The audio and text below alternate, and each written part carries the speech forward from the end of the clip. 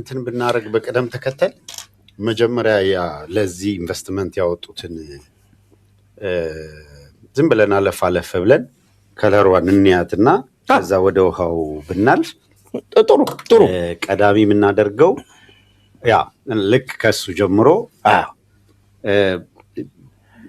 ይሄ ያለ ፕላን ዝም ብሎ ጀስት ብድግ ብሎ ኢንቨስት ያደርገው። በዚሁ አጋጣሚ ለአድማጮች ዓለም ባንክ እና አይኤምኤፍ በኢትዮጵያ ውስጥ ለሚደረጉ እንደዚህ ያሉ ስራዎች በተለያየ መልኩ በብድርም በምንም ግራንት ሲያደርጉ ገንዘብ ሲሰጡ ምናምን የነበረውና ዓለም ባንክ በመጪው 10 ዓመት ከዚህ በኋላ በኢትዮጵያ ውስጥ ለቱሪዝም ሴክተር ኃይል ማመንጫ ወዘተረፈ ምናምን የተባሉትን በእነዚህ ሴክተሮች ላይ እነዚህ ውበትና መናፈሻ ምናምን ምንም አይነት ድጋፍ እንደማያደርግ ገልጾ ትኩረት የሚያደርገው የአንኤምፕሎይመንት የስራ አጥነትን ለመቅረፍ በሚውሉ ፕሮጀክቶች የመንገድም ስራዎች ላይ ኢቭን የከተማ ውበት መጠበቂያ ሳይሆን የገጠር መንገዶች አንዱን ከሌላው ሊያገናኙ ኢንተርኮኔክት ሊያደርጉ የሚችሉ የገጠር መንገዶች ላይ እዛ ላይ ሊያተኩር እንደሚገባ እና የአርሶ አደሩ አካባቢ ላይ ሞር ኢንቨስት አሁን ከተማ ላይ መብራት በመምራት ምናምን ኦሎምፒክ አዘጋጅ ነው የምትመስሉ ኢትዮጵያ አይደል? አሁን ግን በጣም ፈተናው ምንድነው? የዓለም ዋንጫ ነው ያዘጋጁት እንደዚህ አላጋጋይጡ። ግን አጊጠው ሲጨርሱ ክረምት ባይኖር እኮ ምንም ይሸውዱ ነበር። ግን ክረምት አለ። እስኪ ዝም ብለን አለፍ አድርገናቸው ኮንቬንሽን ሴንተር ገንብተናል ምናምን ብለዋል አይደለም? በስንት እንደገነቡት ይኸው ተመልከቱት። በ40 ቢሊዮን ኮንቬንሽን ሴንተር ገንብተናል። 40 ቢሊዮን እንጦጦ ፓርክ 6 ቢሊዮን ማንም ሂዱ ወካ ቢሊዮን ወዳጅነት ፓርክ 5 ቢሊዮን ፓርክ ነው ጠቅላላ ኢደ እዚህ ውስጥ አሁን ሰራተኛ ተቀጥሯል እንትን ተብሏል የማትልበት ማለት አሁን እነዚህን ቀርጻችሁ ላኩልን እንዴት እንደተጥለቀለቁ ማየት ነው። ጨበራ ጮርጮራ 10 ቢሊዮን እሺ ዩኒቲ ፓርክ 5 ቢሊዮን በቢሊዮን ነው የሚፈሰው እያንዳንዱ ላይ። ወዳጅነት ፓርክ 5 ቢሊዮን የከተማው አዲስ ቢዝነስ በመሃል ገብቶ ነው መጣራ 30 ቢሊዮን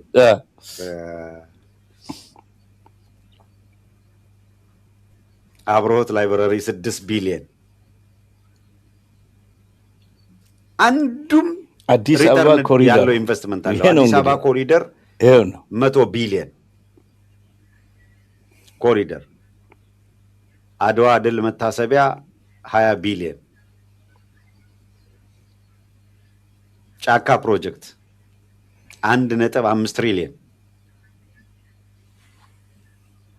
ጎርጎራ 5 ቢሊዮን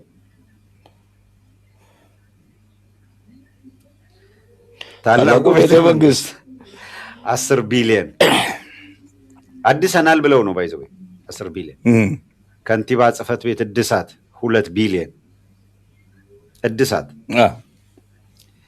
ወንጪ 5 ቢሊዮን ኢማጂን እነዚህ ቢሊዮን እድሳት ፓርክ መዝናኛ ምናምን አንዲት ቦታ ላይ 2 ሰራተኛ መቅጠር የምትችልበት አይደለም። እነዚህ በሙሉ ሪተርን የሌላቸው ኢንቨስትመንቶች ናቸው። የአንድ ሀገር የኢንፍሌሽን መከራው ነው። በኢህአዴግ ጊዜ በእነዚህ ቦታዎች የምታየው ስኳር ፋብሪካ፣ የአባይ ግድብ፣ ግልገል ጊቤ 1፣ ግልገል ጊቤ 2፣ ግልገል ጊቤ 3 ምናምን ነው የሚሰሩ። ከዛ የባቡር የከተማ ባቡር መንገድ የምናምን መንገድ የምናምን የቀለበት መንገድ እንደዚህ ናቸው።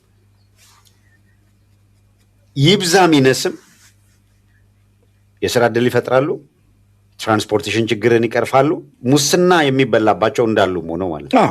ፕሮጀክቶቹ ተሰርተው ሪተርን እስኪያመጡ ገቢ እስኪያመጡ ድረስ ባለው እነዚህ ትልልቅ ፕሮጀክቶች በሀገሪቷ ውስጥ ኢንፍሌሽን ያመጣሉ። አይኤምኤፍ እና ወርልድ ባንክ ይጨቃጨቁ የነበረው እነዚህ ማአት ፕሮጀክቶች ሪተርን እስከሚጀምሩ ድረስ የሚመጣው ኢንፍሌሽን ልትቋቋሙት የምትችሉት አይደለም እና አንዳንዱ ደግሞ ዲማንድ በሌለበት ሰፕላይ ነው እያደረጋችሁ ያላችሁት። ኢትዮጵያ ከአቅሟ በላይ የኤሌክትሪክ ፓወር ካመነጫችሁ ትርፍ ነው የሚሆነው። የለም ከአቅማችን በላይ አይደለም፣ ፍላጎታችንን መሙላት የሚያስችል ሁኔታ ላይ አይደለንም በሚል ነበር የሚሰራው። እነዛም ቢሆኑ ሪተርን እስኪመጣ መጠነኛ ኢንፍሌሽን ነበራቸው። ከዛ በኋላ ግን ሪተርኑ ሲመጣ ኢንፍሌሽኑን እያስቀራልን ነው የሚሄደው። ይሄ የኢንዱስትሪ ልማት የሚባሉት ኢንዱስትሪ ፓርክ ወዘተረፈ ማሞ ምህረቱ ሰሞኑን ሲለው የነበረው ማለት ነው። የአግሮ ኢንዱስትሪ ላይ ይሰራ የነበረው የአርሶ አደሩ ምርታማ እንዲሆን ለማድረግ የኮምፒቲሽን በአርሶ አደሩ መካከል እንዲፈጠር ፈርቲላይዘር በደንብ እንዲሰራጭ ማድረግ፣ እነዚህ የመሳሰሉት ላይ ስራ ይሰራል። በይብዛ ሚነስም አርሶ አደሩ ምርቶቹን ገበያ ላይ እንዲያመጣ ደግሞ እነዚህ ኢንተርኮኔክትድ የገጠር መንገዶች ላይ ትኩረት ተደርጓል። እነዛ ይመጣሉ። የኢንዱስትሪ ጅማሬዎች ነበሩ። የኮንስትራክሽን ዘርፉ እንዲያድግ የማድረግ እንቅስቃሴዎች ነበሩ። ባህር ዳር ያደገው፣ ሐዋሳ ያደገችው፣ መቀሌ ያደገው በፉክክር ነው። ናዝሬት ያደገችው በፉክክር ነው። ከተሞች በተለየ ሁኔታ በ27 ዓመት ውስጥ እድገት እያሳዩ መጡ። ከዛ ዩኒቨርሲቲዎች በብዛት እየተገነቡ ነበር። ትምህርት ቤቶች፣ ጤና ጣቢያዎች፣ ሆስፒታሎች በብዛት እየተገነቡ ነበር። እነዚህ በማህበራዊ ጉዳዮች ላይ የሚሰሩ ናቸው። የኢኮኖሚ ሄልዝ ሴክሽኑ፣ የኤዱኬሽን ሴክሽኑ፣ እነዚህ ናቸው የእድገት መለኪያ። አብይ አህመድ መጣ። ፓርክና ፓርክ፣ ወንዝና ወንዝ ዳር ነው ያለው። ዩኒቨርሲቲዎች አያስፈልጉም፣ እንደውም በብዛት አሁን ወደፊት ሊቀር ነው ምናምን ይላል፣ ይፈላሰፍብሃል፣ የሆነ ነገር ያደርጋል። ምንም ሪተርን ለሌለው። ከዛ ኤክስፔንዲቸር የሚሊተሪ ለወታደርና ለሚሊተሪ ለጦርነት የሚወጣው በጀት ደግሞ ከአቅም በላይ ሆኖ መጣ። እያንዳንዱ ይሄ እንደዚህ ሰርተናል፣ ተለውጠናል፣ አድገናል ብለው ለማሳየት ለፕሮፓጋንዳ ይሄ ሁሉ ገንዘብ ሲፈስ አብዛኛው እንዳልኩ አሁን ዓለም ባንክ ምናምን አላግባብ ፌል አድርገዋል።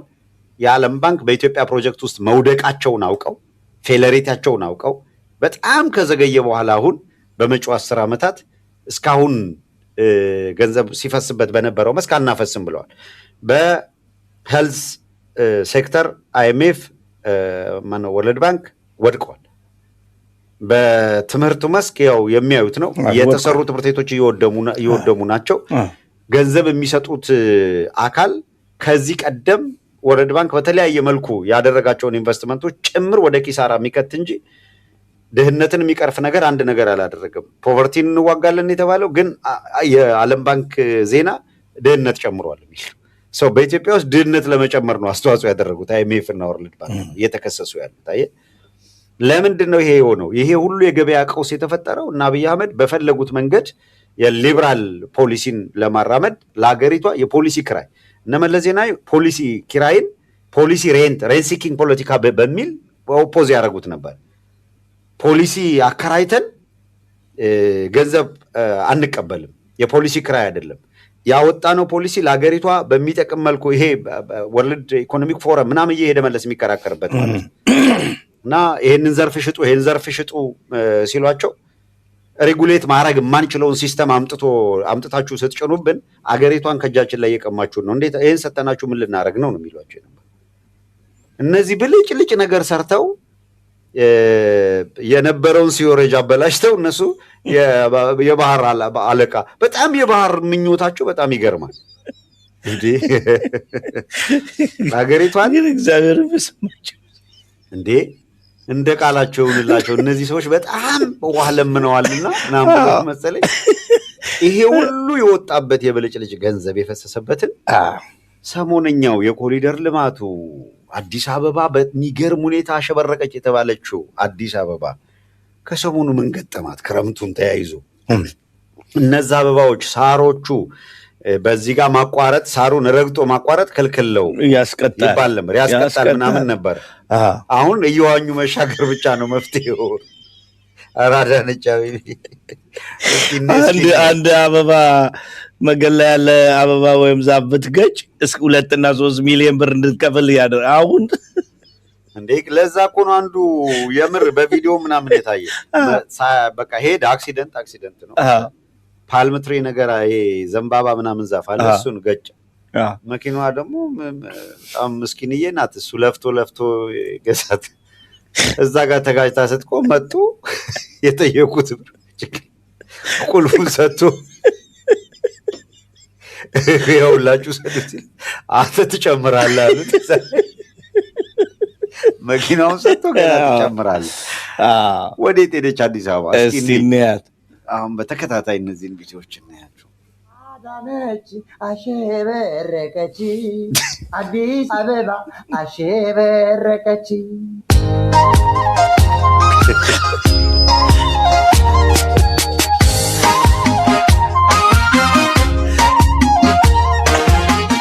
አዳነች አሸበረቀች፣ አዲስ አበባ አሸበረቀች። አዳነች ለአፍሪካ ህብረት መሰረት ሆነች። አውቶቡስ ጀልባው ነው መሀል አዲስ አበባ ኮሊደር እንዲህ አይነት ቅርጽ ነው። አዲስ አበባ አሸበረቀች።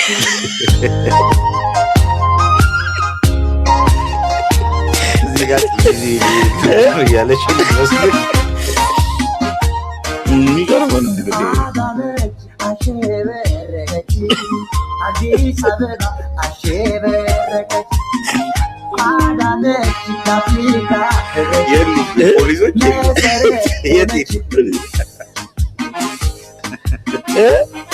ፖሊሶች መንገድ የሚደበድቡት? አዎ እዚህ ውሃው ግርግር ሲኖር ይመጣሉ ተብሎ የከተማው አዲሱ ቢዝነስ ተጀመረ ይላል። ክረምት ገባ። አዲሱ ቢዝነስ እያዘልክ ማስተላለፍ ከአንድ ቦታ ወደ አንድ ቦታ ጥሩ ነው እየሰራ አያወርደውም። እንዴት አለ? አሃ ለዛኛው ነው የሚያቀብለው ሲሰጣ